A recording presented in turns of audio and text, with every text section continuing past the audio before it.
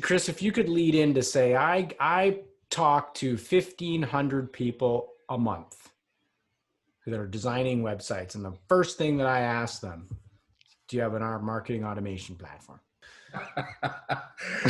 How many people again? What was 1,500. We have a thriving MQL to SQL. I'm on the phone.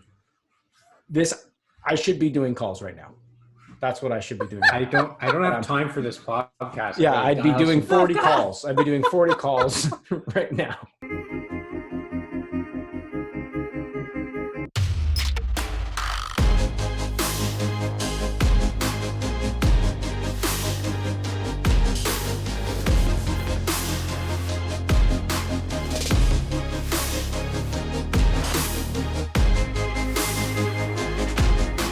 Welcome back.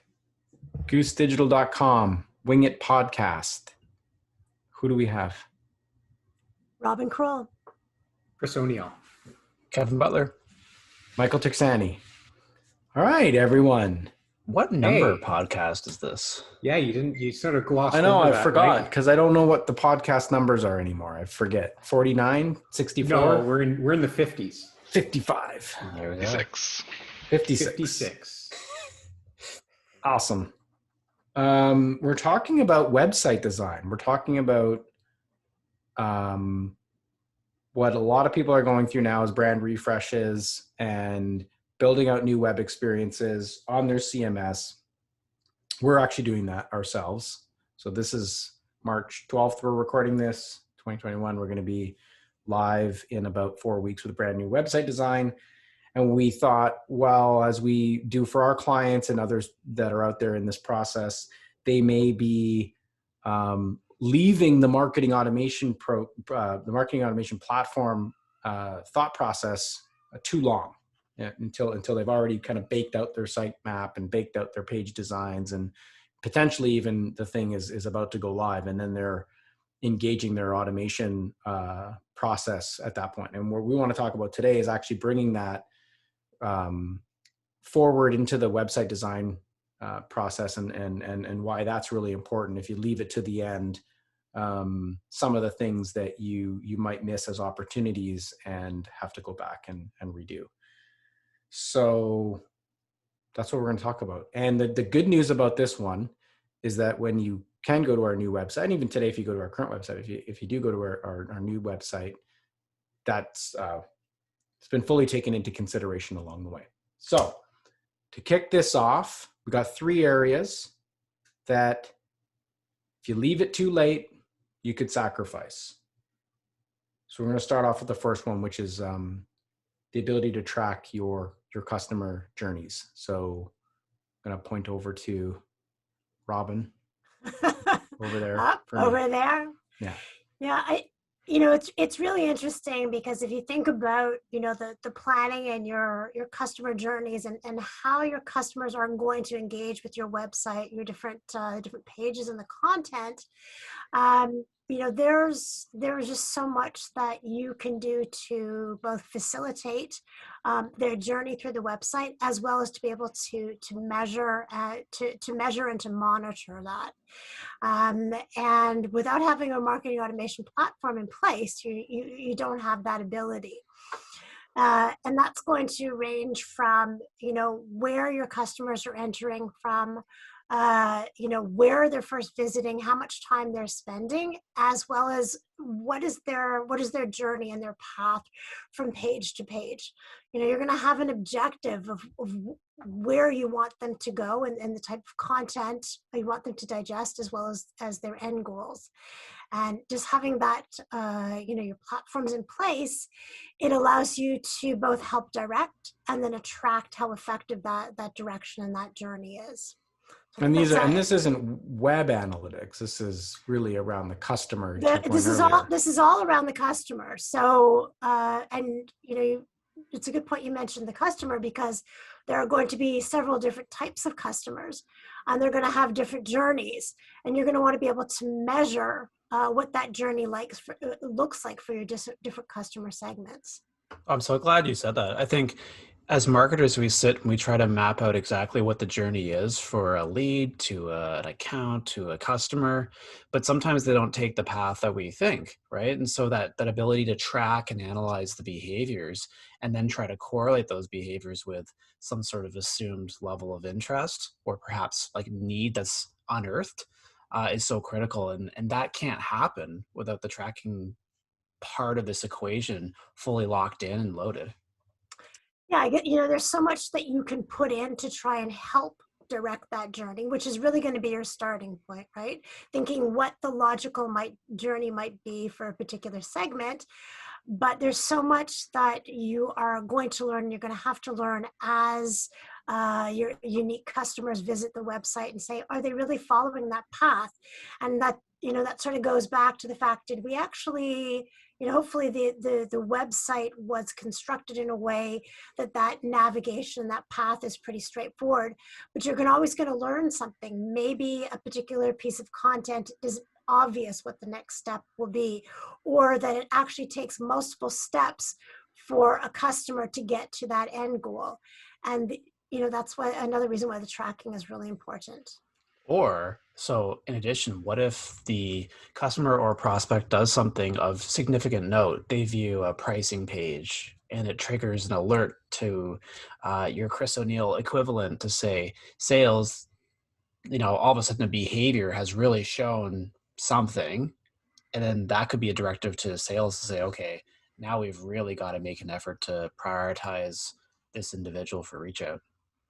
Absolutely. It's, you're optimizing the journey. So that's another great Ooh, point. You like the optimizing word? I did. Well, that's where I was thinking. We're gonna go with the pages and media, kind of tie into scoring. I know we're gonna talk a bit about that later, but more and more content's actually being given just away, right? Like you're not necessarily gating absolutely everything like you used to. We're going to talk about some of that next, but having the ability to go back, through our CRM, for example, the scores are accumulating, accounts are rising to the top for sales team to look at. So, without that tracking, why don't you talk a little bit about, Chris, really how you use that tracking as part of the conversations that you have? Yeah, for sure. So let's like as much as I'm very interested in sort of like understanding those marketing metrics. We talked about this before, but what is the purpose of the website? Well, the purpose of the website is to build your business, right? Like, for most people, it's about growing something, growing revenue, growing whatever. So it's like, what's the purpose of it? Well, the purpose, what's behind it, is all about driving your engagement, which is going to result in conversations, which is going to result in business. Like, unless you're an e-commerce sort of like transactional thing, it's all about sort of driving that customer through your prescribed sort of journey. And so one of the things that when we talk to customers who are about to get involved in a website project, talking about how is it that we want to make sure that the customer that's coming into the site is going to have the best possible outcome for their visit, and how is it that we're going to be able to capture the information along the way. So that sort of nurturing piece, which is like, where are they coming in? How are we sort of capturing sort of data points along the way so that we can push them in the right direction, so that when they come to a certain page, it's really easy for them to understand where's the next place that they need to go. And then once that journey has been captured, it's like, what does that mean? Did that mean that they are ready to speak with someone, or does that mean that they need more sort of nurturing? And so being able to sort of have that marketing automation layer beneath the surface of that journey gives you all this information, which helps the customer and helps you know where it is that you want to sort of click in on the sales side. So to me, it's like, we were talking about this at the beginning, it's sort of like there's this marketing and sales funnel, and that's what it is that's going to sort of be the kind of like the map of how it is that you're going to be thinking about the visitors to your website. Awesome. All right. So that covers the first of three things that we think will be lacking if you leave map too long in the process, or your marketing automation system too far in the process of a new website design. Second piece is we want to talk about engagement points. So there are areas, obviously, of most of these websites where you can download something, put in various amounts of information in order to get back something from the company itself. So let's talk a bit about that. Over to you, Kev. Well, Chris, I'm glad you outlined like the sales funnel, and I think that's been a theme of these B2B podcasts probably over the last quarter or two, as we've been talking a lot about trying to align the prospect's needs with a typical classic B2B journey or sales funnel. And so in our minds, much like many other organizations, we're thinking about it in three core segments of that funnel. There's the top of funnel, the middle of funnel, and bottom of the funnel, and each really have core goals or primary objectives within, right? I think everyone knows top of funnel is about acquisition, lead identification, just bringing it into our system. And of course, if I skip all the way to the end, the bottom of the funnel, I think we all know is let's just close the deal and secure the revenue.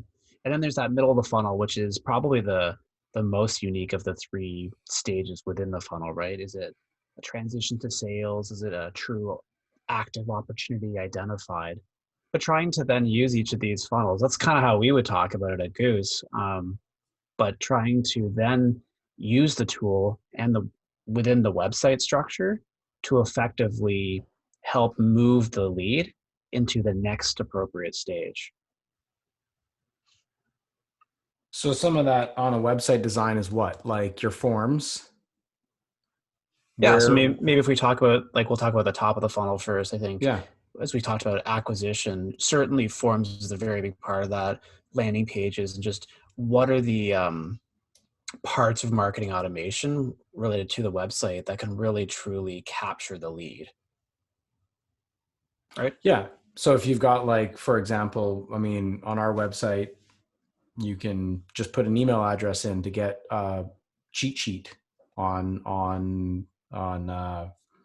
your data assessment cheat sheet, for example, right? And there's not a lot of information, but it's that top of funnel kind of lead acquisition component that you talked about. And where exactly does that sit on your website? That's why we are talking about this relative to the design process of a site. It's that, if it's an afterthought, you're just going to slap it in somewhere. Maybe it's an overlay thing that gets popped on in a pop-up because you're like, oh, we don't have a page, an area that's really been designed for this on our site. Or, maybe it gets jammed into the footer, or, a landing page has to get put up. But if it's thoughtful, you're using the existing flow of the website. And in our flow, we quite literally show these top of funnel type engagement areas higher up in the page. We actually start with, as you sort of come into the page, the ability to get one of these cheat sheets or assets. Are high value. They don't cost a lot of information to sort of get them sent to you via email. And as you move down and deeper into the website, you start to see natural expansions to those engagement areas where there's more information that can be collected for the action that you might want to take. Maybe it's you want to talk to an expert, or maybe you want a workshop assessment, or these types of functions that you can strategically insert them across page layouts and depth of your website, and have that back into your automation system in a thoughtful way. When you're starting from wireframes, really quite literally starting at the wireframe process. It's interesting, right? We've been going through this ourselves, and there's several engagements that I'm working with some of our clients on right now as it relates to websites, website planning, and just generally how a marketing automation system embeds itself into that. But I think at a core strategy level, we've sort of seen the move away from let's just load every one of our pages with forms and assets. And now we're sort of looking at this more holistically, saying, let's do what's right for that page or section. So if you're on a classic, what we call a level or a tier 2 page on your sites, that would be yourcompany.com/product or possibly solutions. Are you really trying to secure the acquisition right there and then?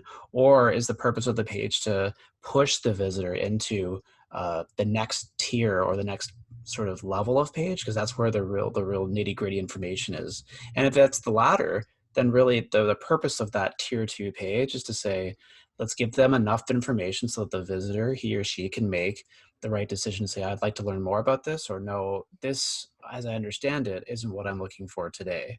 And so we're trying to right size the content and the approach strategically with what's required. And then to Mike's other point, because I thought it was a very good one, is we're also trying to right size from a marketing automation perspective the kinds of forms that are required for various assets and engagement pieces, right?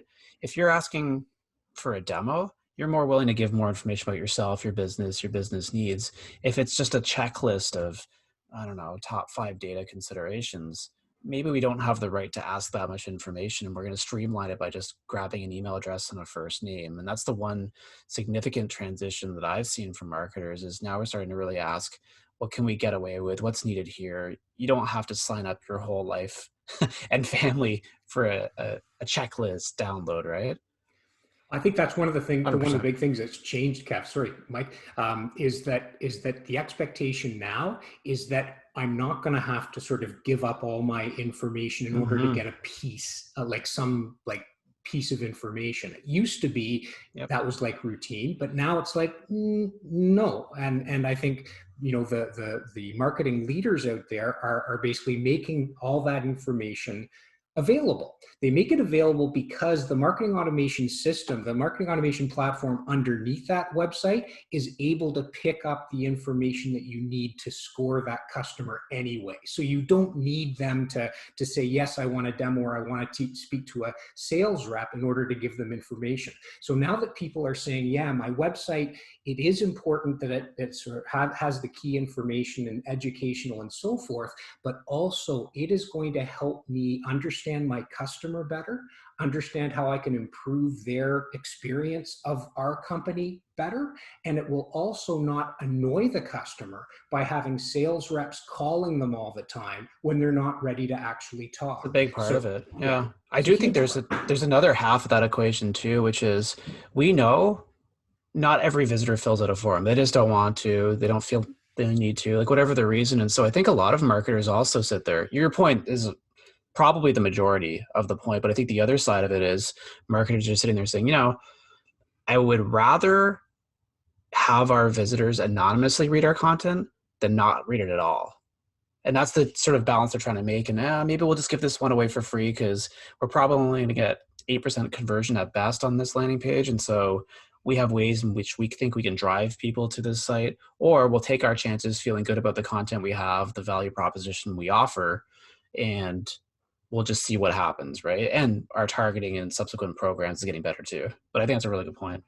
And one other point to add to that is the ability to track the behavior based on that engagement, even without having all the contact details.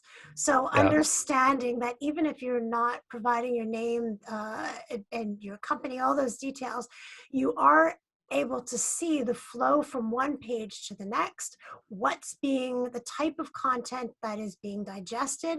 And even that if that is anonymous, that still provides a lot of information understanding the customer journey.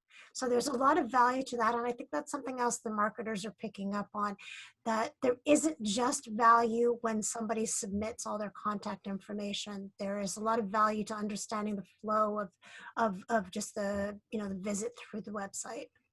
Well, and I think it's also going back to the content accountability conversation that we had on one of the last podcasts, right? I think that, and it's so fascinating because it's one of the last pieces of the puzzle here to some degree, and it doesn't get talked about a lot because people are still trying to frame up generally, how do we get our website, you know, more intelligently mapped into our automation system, and then from there our journeys and our nurturing and our sales handoff, getting that all kind of functionally working, you know, getting the underpinnings, and then to be at a place, to your point, Robin, where you can actually understand those flows, and, you know, wow, that one page, you know, happens to lead with this particular download, and it doesn't convert very well and doesn't get a lot of traction, or maybe it's not a downloadable and it's just a giveaway, and we've seen that thing doesn't convert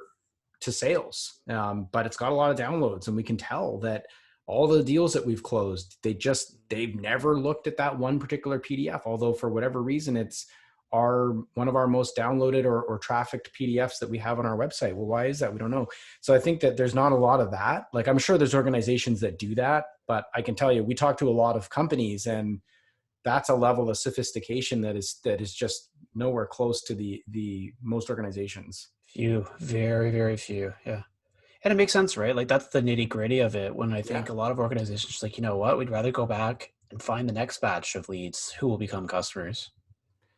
Yeah. And I think if you can get to that place where you can actually optimize your website and the content that you have within it on the basis of knowing what's leading to, like you said earlier, Chris, what's the purpose of all of this? The purpose of is it to send an email out and get another PDF launched, or is it to see how that eventually trends into a business growth conversation? So that's really the utopia. We do a whole podcast on mapping that out and a framework for companies to track their content performance. Let's go number 3. Number 3 really kind of came down to, after the capture, which is going to happen, you're going to have people fill out forms, whether it's just an email address or it's a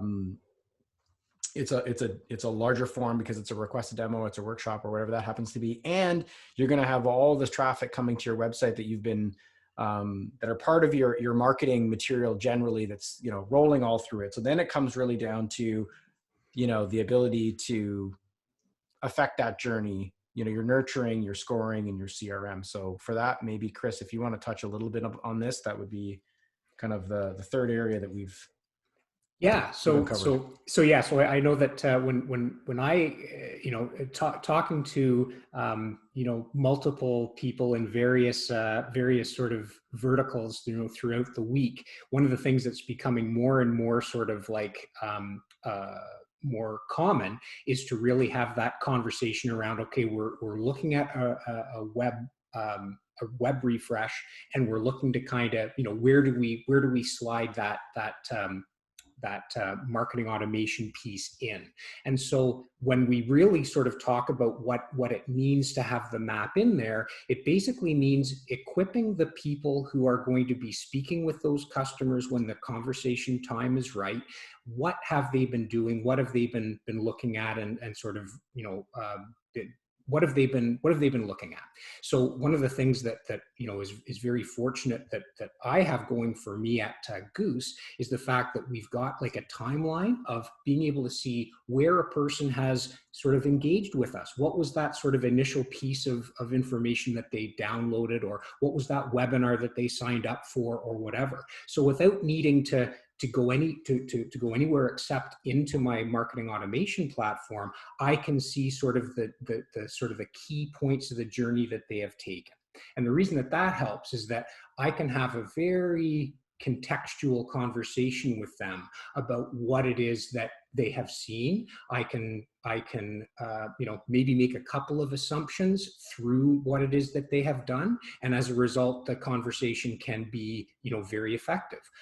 And so when we talk to customers who are refreshing their websites and looking at how do we sort of how do we make that closed loop? How do we make it so that the customer's experience with us, all the way from when they come to our website to when we engage with them on a conversation, that it's going to be a very closed loop type of process where all the information is there. And I think that's what, for most customers, that's what they are looking to achieve, is that ability to kind of have that relationship with the customer from the time they come into their sort of world to where they have that sort of conversation at the sort of decision point. Is that something that is closed loop? Yeah, I think that actually the sales enablement really is the title of this section. I mean, we were dancing around it through other sections, or through other words, but kind of dawned on me as you were talking, Chris, that really it comes down to you're building this website, trying to drive the business forward. You've got your automation platform synced into it, and it actually helps you if you bring this process forward and start thinking about it as part of your website design down the line when you're doing sales enablement. And it is one of the most challenging things, because we're marketing led company, marketing and sales, but our whole business is marketing. So it's easier for us to say, well, you're going to jump on the phone and you're not going to, we don't want to be creepy when we jump on the phone and say, hey, I just saw you download a PDF, right? No, yeah, those guys. You're like you said, you're using that information strategically, guiding the conversation and seeing the engagement points to help inform kind of a quality conversation. But, in an organization that has 100 reps and you want to start to provide some sales enablement through marketing automation and through the CRM to help inform, like there's a whole other end of the change management that needs to happen, right? We got to make sure that the right type of conversations are happening and people know how to use that information at scale across a sales team. But having that in there goes a long way. It's like you're ready for that. You've got the underpinnings to sort of go and develop your sales enablement. Yeah, and I think sorry to sort of cut in on that, but that's exactly correct. And from the standpoint of where a customer, is sort of thinking, why do we need a new website? And a lot of times you have the conversation where it's like, well, it's been 10 years. Like, you literally have conversations. They've had a website for, I'm sorry to laugh because I'm sure there's some people that are out there that do 5 or 10 years. So it's like, so that's the reason, or is the reason that you actually want to grow and drive more business? Because if that's if you want just a new website, okay, well that's easy. That's a throwdown, right? But if you actually want your website to drive business, then it has to be that strategic conversation about how it is that we're going to be inserting that sort of platform to be able to capture the information we need to capture so that it is that sales enablement. So, that's where, sort of the conversation can change when somebody is saying, well, yeah, it's been too long, it looks old. Yeah, you're right about all that, but what is the purpose of your website? And then we can have that conversation and see where it is that it makes sense to slide it in. Yeah. What's the purpose? Then, like, what is the strategy we're going to go deploy and go to market with? And what then? Once you define those things, what then is the role of various tooling, right? How do you embed marketing automation in at the ground floor so that it can actually go and uphold some of that vision as far as the different ways in which you would deploy it across the sales cycle? I like what you're saying, Chris. Right. And that keyword strategy, right? So a website is a strategic tool. It's not it's just the most. You're right. It is the most strategic tool. It is not just a platform where visitors they can consume content. But if they're consuming content and it's totally disjointed and there's no visibility to where they're entering from with their journey through the website, through the funnel, they're having that interconnected piece and maybe being able to track all of that. That's the strategic aspect to it. And that is what enables sales. Yeah, it's the root of all engagement. I think it all starts there, and no matter where someone may be in their journey, they're probably going back to the website if it's a considered purchase. But I think you're totally right. So, by the way, design agencies love this for the most part. I mean, the ones that we've worked with, welcome kind of this side of it because there's often a knowledge gap. There can be a knowledge gap inside the client organization to the web design or the web agency that, when it gets down to some of these nitty gritty details on, well, where, how are we going to solve these aspects? And then so they ask the designer, well, what would you do? And it's like, okay, well, we can provide some guidance, but ultimately it kind of needs, to your point, Robin, it needs to be plugged into the bigger strategy. So I think for the most part, very compatible with most design agencies and would welcome this type of strategy support, really from sitemap, certainly in through wireframe and visual design. Yeah. And then as it starts to be built, helping make those connection points into the map. I'm glad you said that, Mike, because in that kind of engagement, and we've done a lot of these where we are supporting and backstopping a specific knowledge point for the agency doing the actual design and website rollout. We're not the main chef, and we know that. And so the key is we're just upholding or like marketing automation ambassadors. We were laughing about that word before, but just the purpose of what that is. And it might be a little and it might be a lot. The idea isn't to totally reshape the whole website as we know it, but it's about making sure that the considerations are there from the earliest point of the website planning into wireframes, into design, etc. But just having an ear to that now, because it's a whole lot easier to talk about before you start building than it is to unwind and go back after the fact. That's really 100%. the point. Okay, this came together quite nicely. I'm very happy with it. I know you guys are. I know our listeners will be. So that's great. What's so funny, Chris? No, that's a good summary. We're happy. We're happy. So we're happy with it. Yeah, everybody's happy with it. So that's good. All right, everyone. All right. Peace out. Till next time. Thanks. Bye.